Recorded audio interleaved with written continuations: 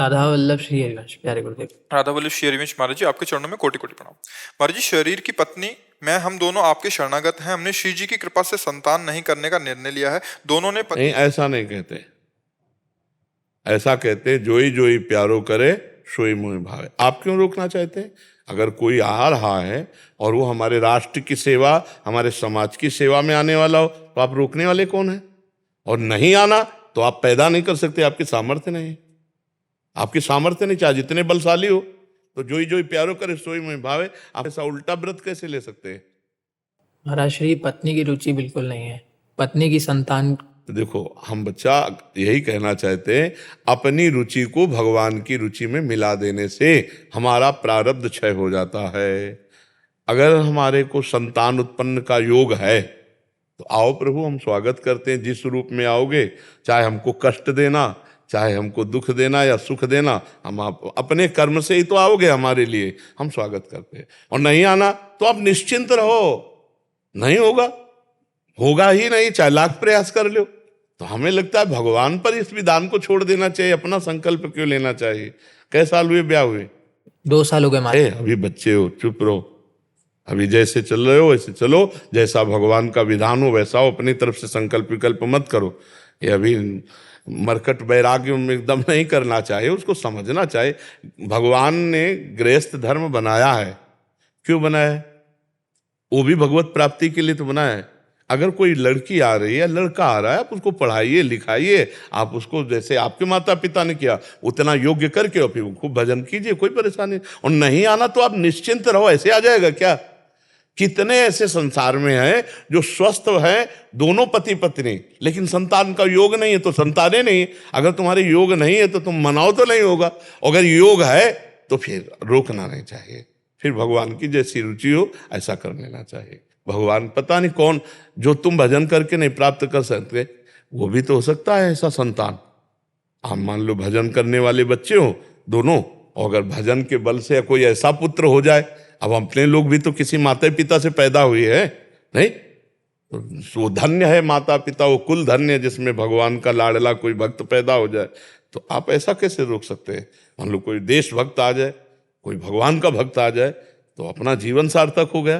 तो दोनों पक्ष में रहिए, नहीं हो तो जय जय, और हो जाए तो जय जय, ऐसे भाव से रहिए। मतलब हमारी सलाह है।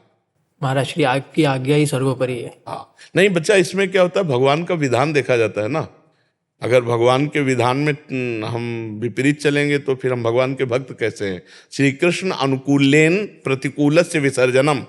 हम अपने प्रभु के अनुकूल चलें। प्रभु को अगर संतान देनी है तो पता नहीं कैसी तेजस्वी, तो भगवान भगवाना चाहते तो हम भोग लेते हैं। तो हम ऐसे रहें, जोई जोई प्यारो करे सोई मोहि भावे। नहीं होता तो राधे श्याम, होता है तो राधे श्याम, ऐसे भाव से। आशीष यादव जी। राधे राधे। गुरुदेव, अध्यात्म मार्ग में चलते हुए वैभव की इच्छा रखना उचित है? भगवत सेवा के लिए वैसे तो इच्छा नहीं करनी चाहिए कोई भी, पर अगर करे तो माता पिता, परिवार और भगवत सेवा के लिए जो हमें आवश्यकता है वो हम प्रभु से मांग सकते हैं। भगवान ने अर्थार्थी भक्त भी कहा है, आर्त को भी भक्त कहा है, जिज्ञासु को भी भक्त कहा है और ज्ञानी को भी कहा। 4 प्रकार के भक्त बताए। तो अगर हमें ऐसा लगता है कि हमारे पास धन होता तो हम अपने माता पिता की सेवा करते, अपने ठाकुर जी को अच्छे अच्छे पोशाक पहनाते, अतिथि सेवा करते, पर आज हमारे पास है नहीं और हमारे अंदर चाहत है तो हम भगवान से प्रार्थना कर सकते हैं। तो ये यद्यपि ये विशुद्ध भक्तों में नहीं है, पर भक्त है। आप ये नहीं कह सकते कि भक्त नहीं है, पर विशुद्ध भक्तों में नहीं, विशुद्ध भक्ति में नहीं, भगवान से भी मांगने की नहीं। आप जैसे रखोगे वैसे रहूंगा, पर ये विशुद्ध भक्ति, मतलब जो भक्ति की सीमा में आ चुका है, वो उसका हृदय सा क्यों मांगूं? आप सर्वज्ञ हो, जानते हो। अगर आप भूखे रखोगे तो जय बोलूंगा, आप छका के रखोगे तो जय बोलूंगा, महलों में रखो चाहे झोपड़ी में वास दो, आपकी जय हम बोलेंगे, आपसे नहीं चाहेंगे, आपसे भी नहीं चाहेंगे, सिर्फ आपको चाहेंगे। आपसे नहीं चाहेंगे, सिर्फ आपको चाहेंगे। ये विशुद्ध भक्त होता है। लेकिन अभी जब तक समर्पण नहीं हुआ, शरणागति नहीं हुई पूर्ण, तब तक तो हमें जो आवश्यकता है अपने प्रभु से मांगे, और ना दे तो उन पर नाराज ना हो। क्योंकि जैसे मरीज है, कुपथ्य मांगे डॉक्टर से और वो नहीं दे रहा है, तो उसमें मरीच का हित है। ऐसे हम मांग रहे हैं कि हमको संपत्ति दे दो, तो कोई है ऐसा अहित, इसलिए भगवान ने नहीं देता। अगर भगवान जानते कि हित होगा तो दे देते। भगवान अपने भक्त को वही करेंगे जिससे मंगल होगा। तो हम अर्थ मांगे, हम अपनी कामना रखें, पर अगर वो ना दे तो उनसे नाराज ना हो, अश्रद्धा न कर ले कि यार भगवान के पास क्या कमी थी, उन्होंने क्यों नहीं दिया जब हमने मांगा। जरूर कोई तुम्हारा अमंगल होने वाला था, हानि होने वाली थी, इसलिए भगवान ने नहीं दिया। हम बहुत विचार करेंगे कि भला इसमें क्या मंगल था, पर हो सकता था मंगल। बहुत सावधानी पूर्वक भगवान से मांगे, जो मांगे। अगर वैसे तो मांगना नहीं चाहिए, पर मांगे भी तो ये बात मांग कर उनके ऊपर छूट दे दे कि जिससे हमारा हित हो, हमारा मंगल हो। जैसे नारद जी ब्याह मांगा भगवान से कि हमारा ब्याह करवा दो, हमें सुंदर रूप दे दो, पर एक बात कह दी, यही विधि होए नाथ हित मोरा, करो सुबेग दास में तोरा। तो भगवान ने कहा हित ही नहीं, तुम्हारा परम हित जिसमें होगा, जे विधि होई परम हित नारद सुनो तुम्हार। तो भगवान से मांगा था सुंदर हरि रूप, और हरि रूप बंदर को भी कहते हैं। भगवान ने सुंदर रूप न दे के बंदर रूप दे दिया। और ब्याह की कौन कहे, वहां राजकुमारी देखे ले, उधर के सब गड़बड़ हो गया। यहां तक कि भगवान को सांप दे दिया गुस्सा में आके, पर भगवान ने ब्याह नहीं कर ले दिया, अपने भक्त को बचा लिया। तो ऐसे ही भगवान अपने जनों को बचाते हैं। और उस समय नारद जी को इतना गुस्सा आया कि जिंदगी में यार कभी कुछ मांगा ले, एक बार मांगा कि दुल्हन दे दो, तो वो स्वयं ले गए। और आगे जाके देखा तो भगवान गले में हाथ डाले उसी राजकुमारी के जा रहे थे। तो नारद जी को गुस्सा लगा कि यार जिंदगी में तो पहली बार मांगा था, तुम ही आके अपना ब्याह करके चल दिए। तो शाप दे दिया, जैसे मैं नारी के वियोग में तड़प रहा हूं ऐसे तुम तड़पोगे, और जो बंदर का रूप दिया यही तुम्हारी सहायता करेगा। तो भगवान ने स्वीकार किया। तब हरि माया दूर निवारी, तहा न रमा न राजकुमारी। हो तब नारद जी को होश आया, अरे प्रभु त्राहिमाम त्राहिमाम। तो कभी कभी ऐसा होता है कि हमको लगता है जो हमने मांगा, जो हमने चाहा, वो उसमें हमारा बड़ा हित था, भगवान ने क्यों नहीं दिया। तो जरूर अहित था, इसीलिए भगवान ने नहीं दिया। ऐसा मांगना चाहिए जी। शालिनी शर्मा जी। राधे राधे गुरुदेव।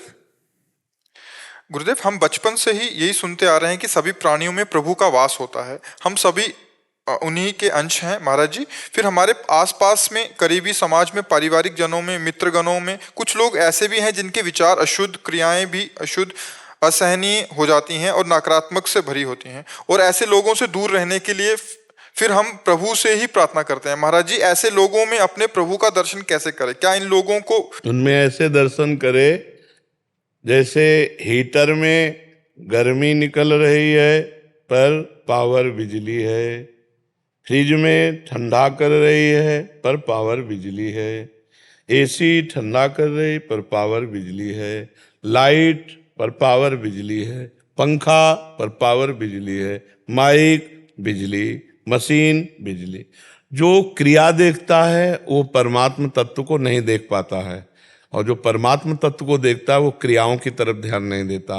सुनहु तात मायाकृत गुण और दोष अनेक, गुण या उभय न देखी, देखी सो अविवेक। 3 प्रकार की लीलाएं हो रही, सतोगुणी, रजोगुणी, तमोगुणी, लेकिन तीनों प्रकार की लीलाओं में परमात्मा विराजमान है, उसी के पावर से पावर है।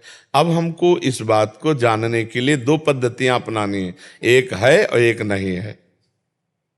पहले हम ये स्वीकार करते हैं 2 पद्धतियां, अन्वय और व्यतिरेक। अन्वय पद्धति परमात्मा सर्वत्र है, और व्यतिरेक पद्धति ये जगत रूप जितना भी दिखाई दे रहा है ये सब मायाकृत है। ब्रह्म सत्यम जगन मिथ्या, उमा कहूँ मैं अनुभव अपना, सत हरि भजन जगत सब सपना। ये स्वप्न के समान जगत मिथ्या है, और भगवान का आश्रय, भगवान का नाम जप, और जो भगवान का भजन करते हैं उनका संग। अब और सब हटा दिया, अरे उनका संग करते करते करते करते हमारे अंतःकरण का त्रिगुणात्मक मायामल शांत हुआ, तो हमारी दृष्टि बदली, हमारी दृष्टि बदली। जे ही हमारी दृष्टि बदली तो एक क्रूरापि पापिनो न च सताम संभाष्य दृश्याश्चये सर्वान वस्तुतया निरीक्ष परम स्वाराध्य बुद्धिर्मम। जो क्रूर है, पापी है, नीच है, संतों के संभाषण करने योग्य भी नहीं, वो भी साक्षात प्रभु ही हैं, ऐसा दर्शन होने लगा। जड़ चेतन जग जीव जत सकल राम मैं जान, मान ही नहीं कह रहे, जान, वो जान गए, सब में दिखाई दे रहा है। पर्दा हमें दिखाई दे रहा है और पर्दे में जो रोल हो रहा है वो हमें दिखाई दे रहा है, लेकिन पर्दे के पीछे जो पावर पड़ रहा है वहां हमारी दृष्टि नहीं जा रही, इसलिए हम पर्दे में ही फंस गए। एक से राग, एक से द्वेष कर लिया, एक से अपना, एक से पराया, एक से अच्छा, एक से बुरा। और अगर हम पर्दे के पीछे देखें तो सब एक ही है। देखो, फिल्म तभी अच्छी लगती है जब उसमें क्या हो, खलनायक भी हो और हीरो भी हो, नहीं तभी अच्छा लगता है ना। तो भगवान ने अपनी सृष्टि रची तो एक लिया विपक्ष रूप, पापी, घोर, दुरात्मा, असुर भाव, और एक लिया देव रूप, और दोनों रूपों में लीला करके भक्तों का रंजन कर रहे हैं। वही हैं हमारी दृष्टि में, उनके सिवा कोई नहीं। जगन नाटक वैभवा, जगन नाटक में वो अपने आप को प्रकाशित कर रहे हैं, दो पक्ष करके वही खेल रहे। बुरे से बुरे आदमी में संपूर्ण रूप से भगवान विराजमान है, और अच्छे से अच्छे आदमी रूप में वही भगवान विराजमान है, दूसरा कोई है ही नहीं। जैसे देखो, कभी कभी नाटकों में देखते हैं कि जो आदमी बहुत अच्छा रोल करता है वही विलेन कहते हैं, विलेन, हाँ, खलनायक, हाँ, हिंदी बात अपन, अंग्रेजी हमें आती नहीं। तो खलनायक का जब तो बोले बड़ा बढ़िया अभिनय कर लेता है, तो मायाधीश भगवान बड़ा बढ़िया अभिनय करते हैं। वो जितना आप देख रहे हो, सृष्टि का सृजन, पालन और लय, तीनों रोल वही अपने आप में कर रहे हैं, दूसरा कोई नहीं है। अब ये बात बिना भजन के नहीं समझ में आएगी। जब तक भजन नहीं करोगे तब तक ऐसे कैसे सब में परमात्मा दिखाए। भगवान गीता जी में कहते हैं, बहूनाम जन्मनावन्ते ज्ञानवान माम प्रपद्यते वासुदेवा सर्वमित सा महात्मा सुदुर्लभा। जो सर्वत्र भगवान का दर्शन करता है ऐसा महापुरुष तो दुर्लभ है। तो हम भगवान के भजन के प्रताप से ये बात देख पाएंगे तो खूब नाम जप करें। अगर नाम जप नहीं करेंगे तो बातों से तो नहीं देख पाएंगे। और भगवान की कृपा से ये बात जानी जाती है, ध्यान रखना, सोई जाने जी देहु जनाई, और जानत तुम्हें हो। भगवान जना देते, देखो मैं बैठा हूं। भगवान को जनाने का जो एक इशारा है वो भक्त जानने लगता है, अच्छा मेरे प्रभु इस रूप में, मेरे प्रभु इस रूप में, सब में प्रभु देख। और अगर वो ना जनाना चाहे तो चाहे जितना बड़ा कोई ज्ञानी हो, जान नहीं सकता। एक बार क्या हुआ कि नामदेव जी महाराज कुत्ते में भी भगवान को देख लिए, भूत में भी भगवान को देख लिए। तो विट्ठल भगवान से एक दिन विनोद में कहा, प्रभु अब चाहे जहां आप छुप के दिखा लो, हम आपको पहचान लेंगे। तो भगवान मुस्कुरा दिए, कुछ कहा नहीं। अब वो वहां बैठ के भजन करने लगे। मंदिर में तो लगा यहां बड़ी भीड़ है, पीछे भजन करते हैं। पीछे भजन करने गए तो 10-20 लड़के खेलते हुए आ गए। बोले यहां से चलते हैं, नदी के किनारे भजन करते। वहां नदी किनारे भजन में बैठे थे, इतने में देखा कि 2-3 बैलगाड़ी रुकी और तंबू तनने लगे। तो उन्होंने कहा यहाँ कौन विक्षेप डालने आ गया। तो एक स्त्री निकली गड़ासा लेके और अपने पति से कहा, इसको पकड़, काट के इसको बनाते हैं तो बाल भोग हो जाएगा। अब भगवान की ऐसी विचित्र लीला कि नामदेव जी को यह समझ में नहीं आया कि ठाकुर जी से बात की थी। वो स्त्री धोती समेटी होकर, पकड़ इसको, पति और स्त्री दोनों। अब नामदेव जी भागे अपने धोती पकड़ के, और मंदिर में जब जाके पहुंचे तब ऐसे, तो उनका क्या हो गया। प्रभु ने बात करते थे विट्ठल भगवान, बोले क्या हो गया। बोले जय जय, आज अगर भाग के नहीं आते तो काट देते वो पति पत्नी। तो बोले कौन। बोले अब ये तो नहीं जानते थे। बोले हम ही तो थे हम ही और रुक्मिणी जी थे। तुम कह के गए थे हमसे कि अब किसी भी रूप में आओ हम पहचान लेंगे, तो हम ही और रुक्मिणी जी थे, कहां पहचान पाए। तो अगर वो ना जलाना चाहे तो कोई जान नहीं सकता, और वो जला दे तो फिर भी कोई भुलावा नहीं हो सकता। इसलिए हम भगवान का नाम जप करें, उन्हीं से प्रार्थना करें। कोई यहाँ बुरा नहीं, कोई यहाँ भला नहीं है, वो एक परमात्मा ही रोल कर रहा है। भाई हमारी दृष्टि, हमारे शास्त्र की दृष्टि, हमारे महापुरुषों की दृष्टि, अगर ये बात समझ जाओगे तो जीवन मुक्त हो जाओगे, नहीं राग द्वेष करके पुनः जन्म मरण का संस्कार डाल लोगे। हरि कृष्ण अग्रवाल जी, मुंबई। राधे राधे। राधे राधे महाराज जी। महाराज जी, असाधारण भक्ति मार्ग और असाधारण ज्ञान मार्ग का रास्ता अलग अलग होता है। क्या भक्ति मार्ग के साथ क्रिया योग का सहयोग या साथ साथ मार्ग हो सकता है? पूरा क्रिया योग का तो रहता ही है। बिना क्रिया योग के भक्ति मार्ग पुष्टि ही नहीं होता है। क्रिया योग तो होता है ना, प्रातः काल से लेकर अपने श्री भगवान का अर्चन बंदन शयन तक होता है। तो ये क्रिया योग के अंदर बिना क्रियाओं के हम कैसे सेवा कर सकते हैं? अब आप क्रिया योग का तात्पर्य किधर से लेना चाहते हैं? जैसे वो चक्र करते हैं, वो खिचड़ी और वो सब सिखाते हैं। नहीं, ये यहाँ इसकी जरूरत नहीं है।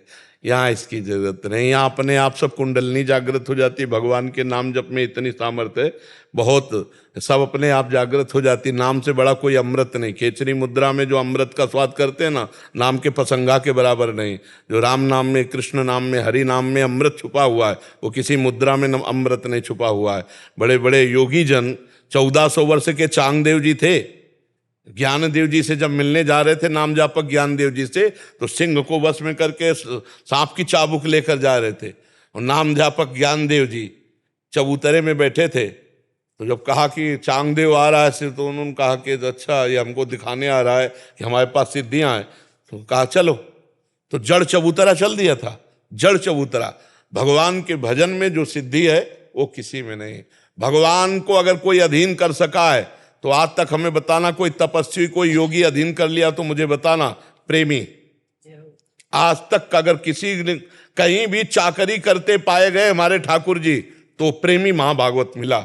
चाहे अर्जुन का रथ हाँकना हो, चाहे वो द्रौपदी जी का हो, चाहे वो किसी भी माधवदास जी की लंगोटी धोना हो, कोई भी सेवा। तो भगवान कह रहे हैं, मैं हूं भक्तन को दास, भगत मेरे मुकुट मणि। अपनो पर्ण विसार, भगत को पूरो पर्ण निभाऊं। जाचक जांचू कहे तो बेचे से बिक जाऊं। और भगवान वैसा करके पग चापूं और सेज बिछाऊं। नौकर बनूं हजाम, हाकू बैल बनो गडवारो। बिना तनख्वाह रथवान, यही तो मेरे मन में ठणी, भगत मेरे मुकुट मणि। मैं भक्तन को दास, भगवान ऐसा कह रहे। ये प्रेम के बिना नहीं हो सकता। ये प्रेमाधीन भगवान को कहा गया है।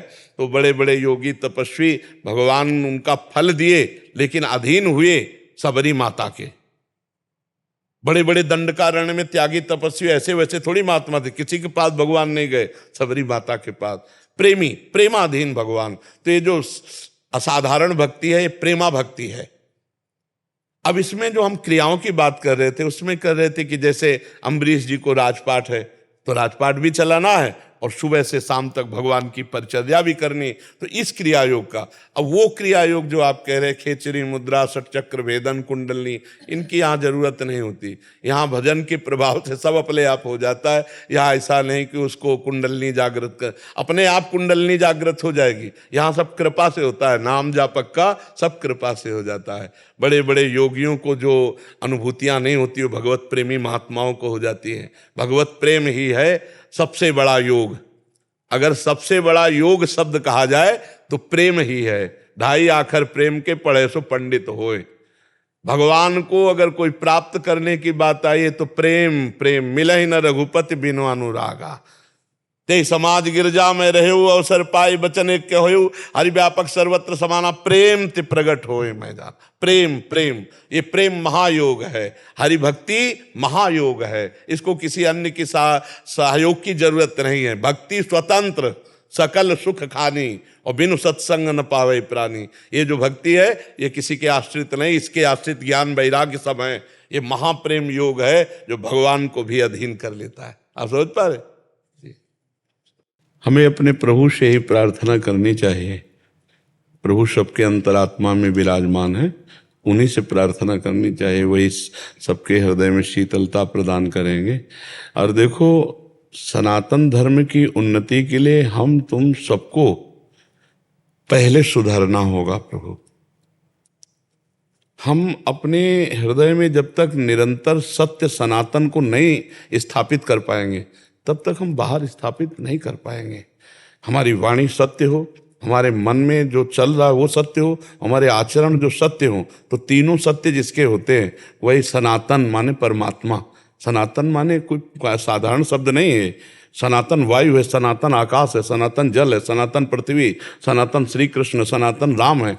हम सनातन धर्मावलंबी मतलब दिव्य सनातन। तो हमारा वाणी, हमारा मन और हमारा आचरण तीनों जब तक एक नहीं होंगे तब तक हम सनातन को व्यवस्थित नहीं कर सकते, तब तक हम परिपक्व नहीं कर सकते। हमारा मन परमात्ममय हो, हमारी वाणी सत्य हो, हमारे आचरण, हमारे चरित्र पवित्र हो, हम एक एक पवित्र हों, तो हमारे बोलने से, हमारे पहुँचने से, हमारे संकल्प से सब शुद्ध होता चला जाएगा।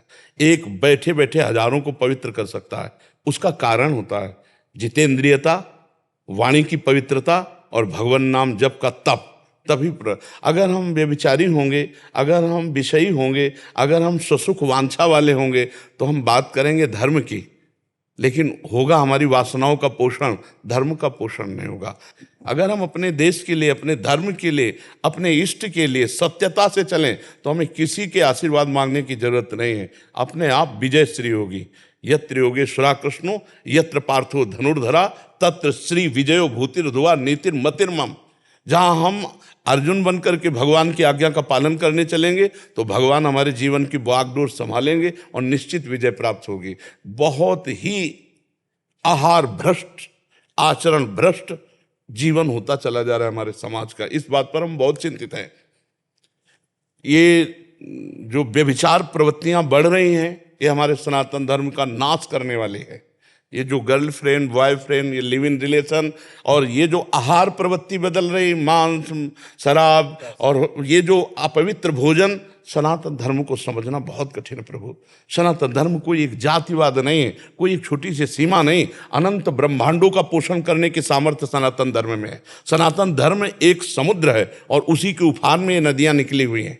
छोटी छोटी जो धर्म की है ये वो समुद्र से निकली हुई। सनातन एक समुद्र है और हम उसी समुद्र के अंश हैं और हम उसी को पुष्ट करना चाहते हैं। तो व्यभिचार दोष, आहार दोष और वासना, इसका सुधार अगर आंतरिक नहीं हुआ तो बाहर हम ये सब करें उससे ज़्यादा लाभ नहीं होगा।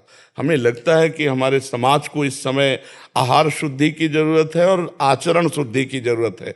चरित्रहीनता तो फैलती चली जा रही है, चरित्रहीनता फैलती चली। आप प्रभु आप इस पर ध्यान दीजिए, हम सनातन धर्मावलंबी हैं और चरित्रहीनता फैलती चली जा रही है। कभी कभी जब ऐसे प्रश्न आते हैं एकांतिक में तो हम बहुत व्यथित हो जाते हैं कि कैसे होगा जब ये चरित्रहीन। हमारे यहाँ चरित्र पूजा जाता है, सनातन धर्म में चरित्र पूजा गया। किस बात में रावण कम था, किस बात में? उत्तम कुल पुलस्त करनाती, ब्राह्मणत्व, महादेव का अखंड अनन्य उपासक। आज भी कहीं भी शिव तांडव तो उसके जोड़ का नहीं है जैसा उसने गायन किया, जटाटवी गलत जुलप प्रवाह। चरित्रहीनता होने पर राक्षस कहा गया, नहीं राक्षस नहीं है, उत्तम कुल पुलस्त करनाती। भगवान जिस कुल को नमस्कार करते हैं ना उस कुल में है वो प्रकट हुआ है, उत्तम कुल पुलस्त करनाती। पर दोष व्यभिचार दोष, वो चरित्रहीनता। तो आज हमारे समाज में जो चरित्रहीनता प्रभु फैल रही, जो आहार अशुद्धि फैल रही है, जो पेय पदार्थों की अशुद्धि फैल रही है, उससे बुद्धि भ्रष्ट होती है और बुद्धि भ्रष्ट हो गई तो फिर बचा क्या? बुद्धिनाशात प्रणश्यति, बुद्धिनाश सब कुछ। तो बहुत धैर्यपूर्वक हमें लगता है कि हमारे सनातन को इस समय जरूरत है ये आहार शुद्धि, चरित्र शुद्धि और अपने वासनाओं को कंट्रोल में रखने का। और ये बहुत कठिन बात हो रही है, नहीं हो रही। मांस खाना, शराब पीना ये एक नॉर्मल सी बात होती चली जा रही है। हमारे यहाँ तलवार की नोक पर जो हमें चखाया जाता था तो हम गर्दन उड़वा लेते थे लेकिन चखते नहीं थे। आज पैसा दे के खा रहे। हम अपने धर्म को कहाँ समझ पा रहे कि हमारा धर्म क्या है? हमारा धर्म जो है उसको हम खो रहे हैं। जब तक जैसा खावन वैसा बने मन। अगर भोजन आहार शुद्ध नहीं होगा तो चाहे जितना कहो कोई परिवर्तन होने वाला नहीं। पर सत्य से अगर चला जाए तो परिवर्तन किया जा सकता है। हजारों जवान भाई बोलते हैं कि हमने मदिरा छोड़ दी, मांस छोड़ दिया, हमारा सुधार हो रहा है। तो इससे थोड़ी आशा हमको भी लगी है कि बैठे बैठे नहीं जा पा रहे लेकिन बैठे बैठे हमारे सनातन धर्म की कुछ सेवा बन पा रही है। ओंकारानंद माता जी गुजरात से। राधे राधे महाराज जी। महाराज जी, अनन्य शरणागत हुए हैं, उसका लक्षण कैसे मालूम होता है? भारी दुखद परिस्थिति या सुखद परिस्थिति में प्रथम हमारा जहां मन जाता है वही हमारा आश्रय, हमारा बल होता है। भारी दुखद या सुखद घटना में हमारा मन जहां सबसे प्रथम जाता है वही हमारा प्रधान आश्रय होता है। यदि ऐसी स्थिति में हमारा मन गुरुदेव के चरणों में जाता है या प्रभु के चरणों में, तो हम गुरुदेव के अनन्य हैं या प्रभु के अनन्य हैं। किसी व्यक्ति के फोन नंबर पर जाता है, किसी व्यक्ति का आश्रय की ये समस्या है, उस व्यक्ति से बात करो। पहला समस्या का निदान किसी फोन नंबर, किसी व्यक्ति, तो भगवत आश्रय नहीं है। पहला सबसे पहले प्रभु में चित्तवृत्ति गई, अब फिर चित्तवृत्ति को मोड़ा गया कि उस व्यक्ति से बात करो, तो ये लगा कि मेरे प्रभु ऐसा आदेश कर रहे हैं, पर हमारा संबंध सीधे प्रभु से है। सुखद परिस्थिति, किसी व्यक्ति ने अनुकूलता प्रदान की, कोई घटना अनुकूल हो गई, तो हमारी किसी व्यक्ति के प्रति धन्यवाद वृत्ति नहीं जाएगी, हमारी सीधे प्रभु की, मेरी प्रियाजू की दुलार वृत्ति से अनुकूलता मिली है और मेरी प्रियाजू की कृपा से प्रतिकूलता मिली है। कृपा से प्रतिकूलता मिली है और दुलार से अनुकूलता मिली। अनुकूलता, प्रतिकूलता, सुखद और दुखद वृत्ति में जहां हमारा सर्वप्रथम मन जाता है वही हमारी शरणागति, वही हमारा आश्रय, वही बल माना जाता है। तो सीधे प्रभु के पास जाए तो फिर, पर बड़े बड़े भक्तों से चूक हो जाती है। द्रौपदी जी ने भी सर्वप्रथम भगवान श्री कृष्ण का आश्रय न लेकर पहले पांडवों का, फिर धर्मात्मा भीष्मादि जी का, फिर अपने हाथों का, फिर दांतों का, और सर्वतो भावेन जब देखा कि अब तो फिर गोविंद का लिया। पर यही त्रुटि प्राय भक्तों में हो जाती है जो अन्य आश्रय ले लेते हैं। अगर केवल सीधे भगवत, तो उसे अनन्य शरणागत कहते हैं। बस एक अपने आराध्य देव, एक अपने गुरुदेव के सिवा किसी भी अनुकूल या प्रतिकूल परिस्थिति में हमारा मन कहीं और ना जाए। यही सावधानी जीवन भर रखनी है। यही सावधानी रखनी है कि हमारा परिचय भगवत भाव से हो, पर्सनल संबंध किसी से ना हो। हमारा पर्सनल में हमारे गुरुदेव, हमारे इष्ट देव है, और कोई नहीं, वहां कोई नहीं। मेरे तो गिरधर गोपाल दूसरों न कोई, जाके सिर मोर मुकुट मेरो पति सोई। वो क्षेत्र केवल एकांत होना चाहिए। साधु व्यवहार में लाखों के बीच में रहता हुआ भी असंगोहम पुरुषा, वो असंग रहता है। वो अपने इष्ट के, अपने गुरुदेव के द्वारा दिए हुए बल से वो असंगोहम पुरुषा। जैसे जल में कमल का फूल है ना, वो वहीं पैदा हुआ है, उसी में रह रहा है, पर असंग है। ऐसे संसार में हम पैदा हुए, संसार में ही रह रहे हैं, व्यवहार भी कर रहे हैं, पर असंग है। हमारा संग है तो हमारे इष्ट और गुरुदेव से, अन्यथा असंग है। ऐसे अनन्य शरणागत बने रहे, ऐसी कृपा। हाँ, तो शरणागति हमारी तरफ से प्रयास है और पूर्णता इष्ट की तरफ से है। हाँ, हमारा प्रयास जितने हाथ पैर मार सकते हैं वो प्रभु की तरफ ही जाने के लिए हमारा प्रयास है।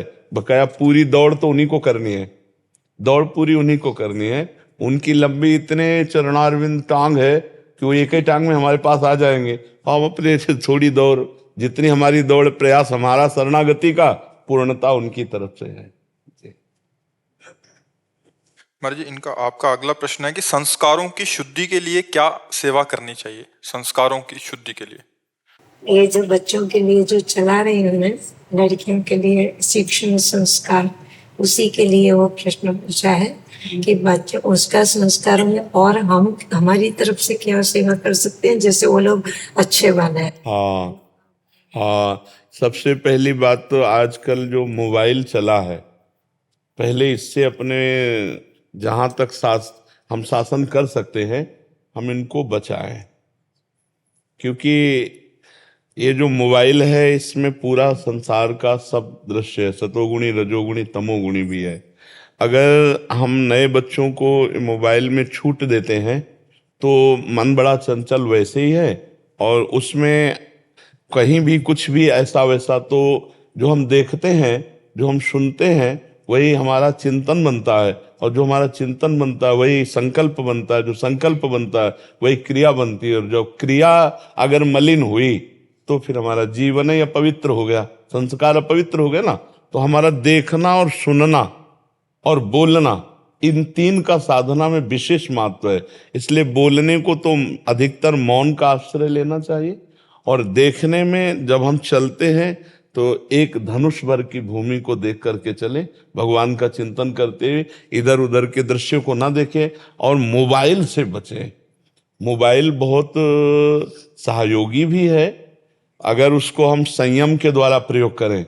तो जैसे बहुत दूर देश हमें सूचना पहुंचानी है या कोई घटना है तो हम तत्काल सूचना दे सकते हैं, और बहुत दूर देश में होता हुआ सत्संग हम सुन सकते हैं, भगवत चर्चा सुन सकते हैं, बहुत पॉइंट की बातें हमें मिल सकती हैं। लेकिन अगर हम थोड़ा सा भी ढीले हुए, अजितेंद्रिय हुए, तो हमारे लिए वो गलत व्यवहार भी कराने में समर्थ है, क्योंकि वो सब दृश्य उपस्थित कर देगा, सब बातें। तो उससे क्या होता है कि हम अपने साधकों की मानसिक धारा को संभाल सकते हैं। जैसे आज भी हमारे यहाँ वृंदावन में तटीय स्थान है, वो आज भी बिजली का प्रयोग नहीं, मोबाइल का आप ऑन करके प्रवेश नहीं कर सकते, बिल्कुल साधुता। तो वहाँ जो 50 साधक हैं, सब प्रिया प्रीतम के अनुराग रंग में सब रज लगाए और अपना सब जो है सावधानी से, अगर जरा भी चूक हो ना तो मन का बहुत फिसलने का स्वभाव है, वो फिसल सकता है।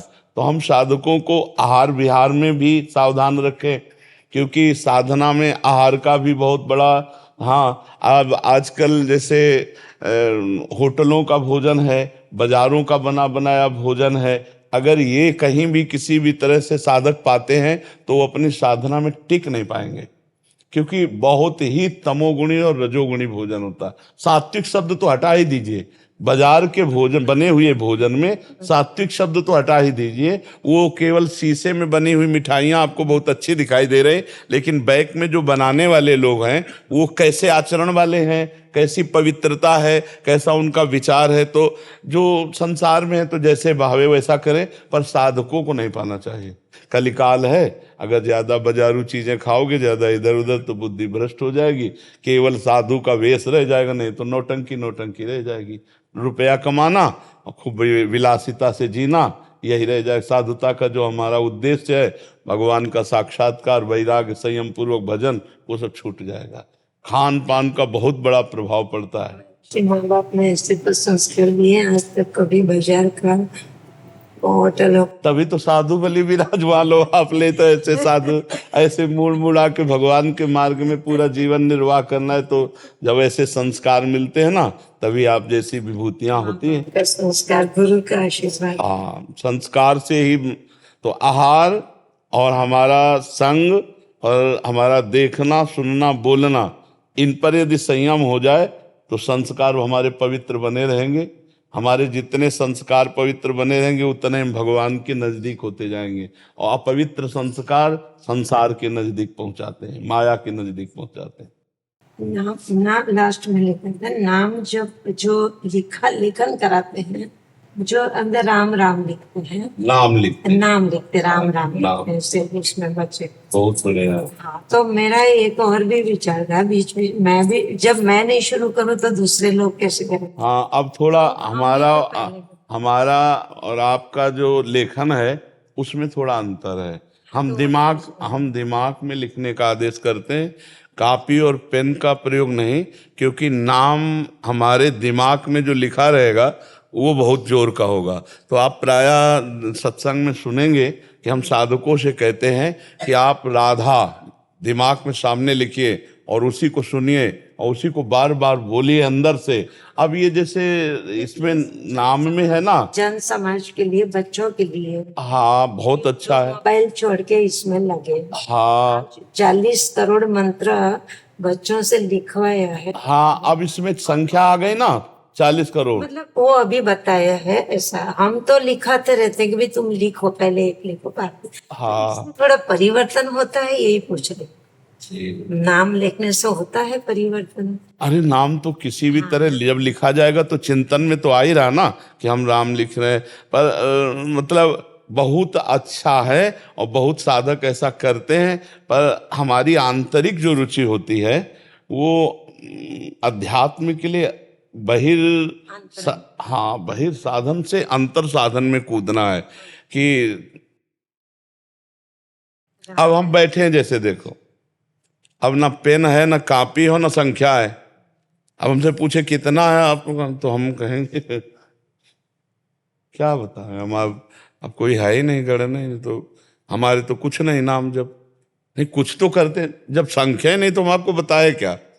और एक भी सेकेंड बात करते हुए, हंसते हुए, चलते हुए, उठते हुए, बैठते हुए अपनी कमाई में कमी नहीं होनी चाहिए, एक सेकेंड।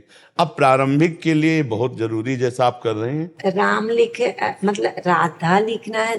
ये तो हम नहीं कर राम नहीं नहीं इस पे नहीं शब्द में नहीं, इसमें हम इसलिए आदेश नहीं, हमें तो आपको बताया ना कि जैसे कोई राधा कहीं भी नाम लिखे हो तो हम डर जाते हैं कि ये कहीं इस नाम का अपमान न कर दे। हमारा जीवन है, हमारा प्राण, हमारा सर्वस्व है, तो हम ये नहीं कह सकते कि सब लोग राधा लिखे। तो इसको खाली संख्या में नहीं देख के ऐसे ही लिखे तो संख्या गिनती नहीं, ऐसे ही राम राम लिखो। मुझे लगता है कि सब नए नए बच्चे ऐसे सब लिखें। और नाम की प्रियता हम चाहते हैं। हमारा जो आंतरिक लक्ष्य है कि धड़कन और नाम एक हो जाए, श्वास और नाम एक हो जाए, और हम गणना रहित असंख्य नाम जप लें, असंख्यों नाम जप ले और भगवान को प्राप्त हो जाए। ऐसे जैसे हम गणना करते हैं तो हम भी प्रारंभिक साधकों को गणना देते हैं कि आप 11 माला कीजिए, आप 21 माला कीजिए और भगवत समर्पित कीजिए। पर जो जैसे ये सब ऐसे साधक जो वैराग्यवान साधक हैं, इनको माला आदि से रहित कर दिया है कि आप श्वास पर ध्यान दीजिए, आप चलते फिरते उठते बैठते हर श्वास पर नाम जप कीजिए, कोई गणना की जरूरत नहीं। आधा मिनट में अगर एक बार आप राधा लिखते हैं तो काफी है। आधा मिनट में कि एक बार बोला, एक बार लिखा बड़े से सुंदर, फिर राधा राधा राधा, तो उसमें आंख खुली है या आंख बंद है, हमारे सामने दिव्य रंग भरा हुआ राधा नाम बार बार बार बार। अब इसे कोई जान भी नहीं पा रहा, पर नए और सांसारिक के मार्ग से भागवतिक मार्ग के लिए बहुत अच्छा है, बहुत अच्छा है, क्योंकि एकाग्रता पूर्वक लिखा भी जाएगा और वही गुनगुनाया जाएगा, तभी लिखा जाएगा। अगर हमें राधा लिखना है तो हम राधा उच्चारण भी तो अंदर से करेंगे, और देख भी रहे हैं राधा तो हमारे दिमाग में वो जा रहा है, पर वो फिर आगे चल करके हम एक नियत संख्या पर काम करके छोड़ दें तो हमें लगता है उन्नति के लिए हमको निरंतरता लानी पड़ेगी। तो शुरुआत के लिए बच्चों के लिए बहुत अच्छा है। बाकी जो साधक के लिए वो तो आपने जो बताया वो उस पे फिर चलना अनिवार्य है, क्योंकि जितना हम क्रियाओं से अंतर्मुख हो सकें उतना ही हमारी आध्यात्मिक उन्नति मानी जाती है।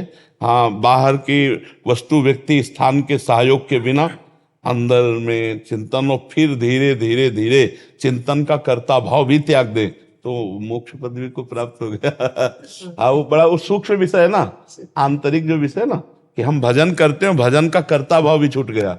और महाराज जी बहुत ज्यादा डिप्रेशन में, बहुत ज्यादा ऐसे लगने लगा है कि छोटी छोटी चीजों पे कि मैं बहुत ज्यादा डिप्रेशन में चला गया। ये मन डराने लगता है कि तू बार बार ये तूने ये गलत कर दिया, तो अगर साथ मैं किसी गुजरता हूँ, किसी के पैर भिड़ गया, तो वो बार बार में वो मन में वही बात। अच्छा, आज से हमारी बात मानोगे? हमें दोस्त मानते हो? हम मानते हैं सर। तो जिसके भी पैर लगेगा, जो भी अपराध लगेगा, तुम उसकी चिंता छोड़ दो। अब तुम डरना बंद करो। हमारी बात समझ रहे हो ना? तुम्हें यही तो डर लगता है अपराध लग जाएगा, कहीं पाप बन जाएगा, उसकी हम बता रहे हैं ना। आज से तुम उसकी दोस्ती का मतलब जानते हो, तुम ये करो हम देख लेंगे, तो हम कह रहे हैं तुम चलो। परमार्थ में नाम निर्भय करता है बच्चा, किस बात से डर लगता है? सब में मेरा भगवान बैठा हुआ है। बार बार में वही दिमाग में। असली बात बच्चा क्या होता है, जब हम नाम जब शुरू करते हैं तो पहले हमें पाप जो है ना हमारा पूर्व का, वो हमें जलाता है, हमें डराता है, हमें भगवत मार्ग से विमुख करना चाहता है। और यदि हम उसको हिम्मत से कर ले तो भस्म हो जाएगा। जहाँ वो भस्म होता आनंद की अनुभूति हो जाएगी। भला डर किस बात का? जब जिह्वा पे नाम चल रहा है तो हम अगर पैर भी लग जाएगा तो उसका प्रारब्ध है, उसका भी तो प्रारब्ध है।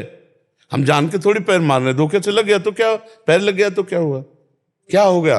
राधा नाम जपते हैं ना, तो ये राधा नाम के बारे में अब सब बोलने लगता है, तो मेरे को सुनना नहीं मन ना। हाँ, तो मन के पागल आदमी है ये। अभी तो ऐसा सोच रहा है ये भगवान के प्रति, गुरु के प्रति, सतमार्ग के प्रति ये ऐसा प्रतिकूल व्यवहार करेगा जिससे आपको असंतोष हो जाए। पागल आदमी कुछ करे तो आपको बुरा लगेगा क्या?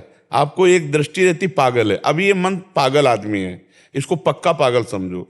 ये कहीं भी कुछ भी सोच सकता है, कुछ भी सोच सकता है। इसको अलग बिल्कुल तटस्थ भावनाओं से, अब तुम बच्चे हो इसलिए कर जान नहीं पा रहे हो।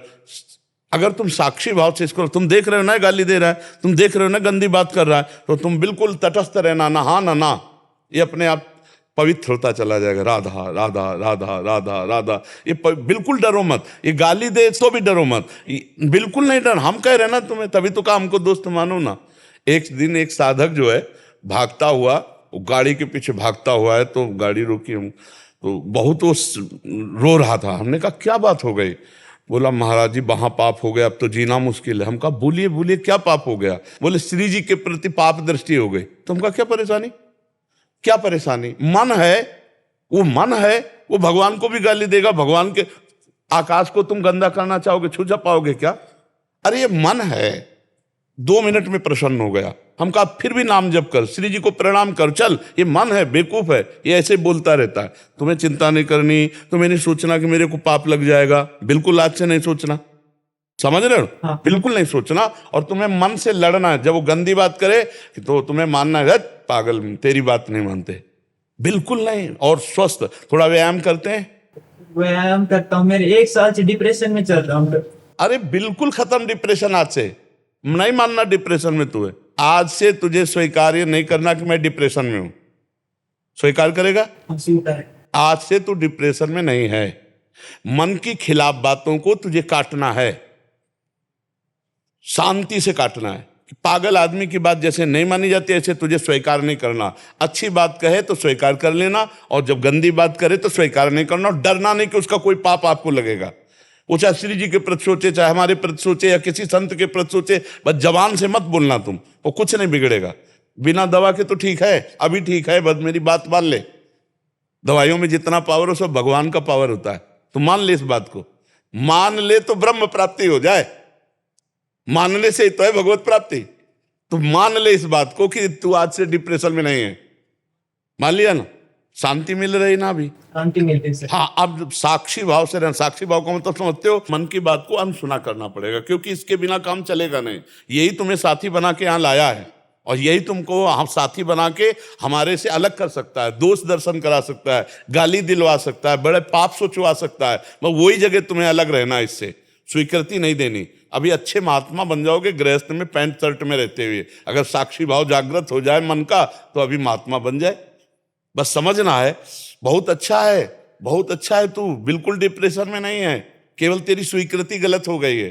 तू स्वीकृति संभाल ले, अभी ठीक है, ठीक है जी। पहले ऐसे ऐसे मेरे से जो कोई पाप हो गए, वो बार बार में है ना ऐसे सोचवाता है कि अब सुन, उसको अभी सुन।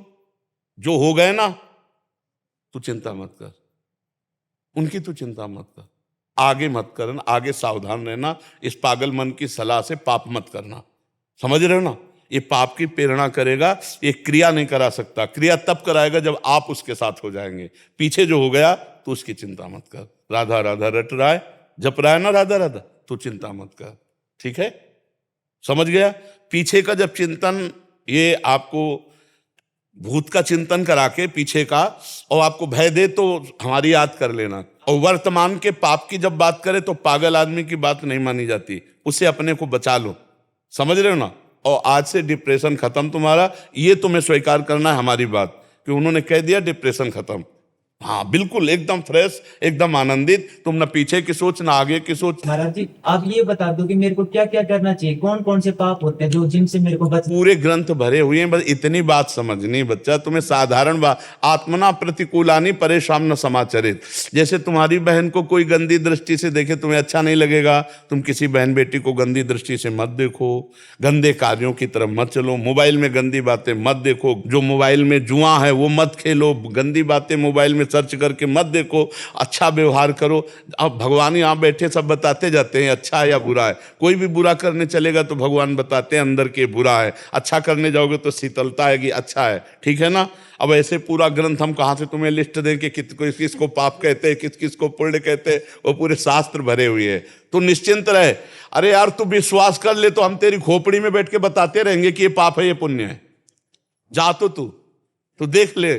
अगर तू श्रद्धा विश्वास करके मान ले तो तुम्हारे दिमाग में प्रेमानंद यहाँ बैठा दिखाई देगा, और ये आएगा कि बाबा ने कहा कि ये पाप है, बाबा ने कहा ये पुण्य। आप करके तो देख, भजन करके तो देख, नाम जप करो, आज से तू फ्री हो जाए एकदम, पीछे हो आगे के लिए भी। और नाम जप करते हुए कोई गलती ऐसी ना हो, मेजर गलती। मेजर गलती समझ रहे हो ना? मेजर गलती का मतलब क्या है? किसी के साथ व्यभिचार न करो, शराब न पीना, मांस मत खाना, कोई गंदे आचरण मत करना, फिर आगे अपने आप ठीक हो जाएगा। ठीक है, मस्त एकदम, हमारा समय व्यर्थ नहीं जाना चाहिए, मस्त होना। अब तो भय नहीं रह गया। हाँ मस्त। चलो। राधा राधा राधा राधा राधा राधा राधा